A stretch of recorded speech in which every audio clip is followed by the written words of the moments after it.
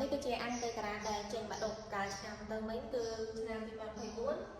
ឡូវយើងពាក់នេះអង្គទៅការ៉ាមួយគ្នាអត់ចាអញ្ចឹងកន្លែងនេះអានេះយើងអាចអាំងបានប៉ុន្តែអានេះយើងអាំងយកតែម្ដងគឺអត់កើតទេឥឡូវយើងបន្លែវិសាតែគេយើងមាន derivative ln x ស្មើមួយលើ x អញ្ចឹងកន្លែងនេះយើងអាចដាក់មួយលើ x នេះទៅជា ln x' ដើម្បីចូលរង្វាន់ y' អុយសកល n ទៅ x ស្មើនឹង y សកល n បូក1លើ n បូក1ចាឥឡូវយើងសេបាន 3x បូក1យើងកន្លែងនេះខ្ញុំនិយាយអញ្ចឹងខាងកន្លែងមួយលើ x នេះយើងដាក់ ln x' បូក ln x' ln x' ln x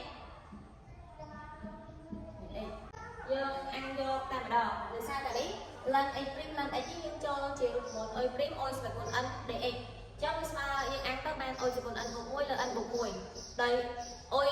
សកល n យើងស្មើ ln x ចាចឹងយើងអាំងយកតែម្ដងនេះយើងពីរដដែល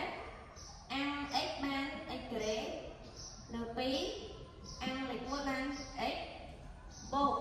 ចឹងយើងបាន y សកល n បូក1យើងបាន y យើង ln ក្រេ x លើ2កំណត់2 1មើលអឺចាឥឡូវនេះពេលយើងនៅក្នុងការកណនីអានទេតាកំណត់យើងជំនួសពីលើចុះក្រោមហើយពេលយើងជំនួសឥឡូវមួយហើយអាក្រោមយើងត្រូវប្រើសញ្ញាដកចាឥឡូវ2ចែកទាំង2អស់ហើយសល់ x ការ៉េអញ្ចឹង x ការ៉េជំនួសដោយយើងបានការ៉េបូកបូកឡើងស្មើ1ការ៉េក៏ដល់តែ1ដែរបាន1លើ2ដាក់មួយកញ្ចក់ដកយើងជំនួស1ម្ដងបាន1បូក1lần 1គឺ0បូក0ខ្ញុំមិនដាក់ទេអញ្ចឹងបានការ៉េ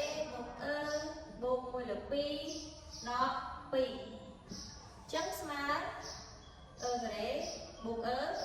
ទៅដល់2ដក1ដក1បូក1បានដក3លើ2ចាអញ្ចឹងអង្គការ៉ាអ៊ីរបស់យើងគឺ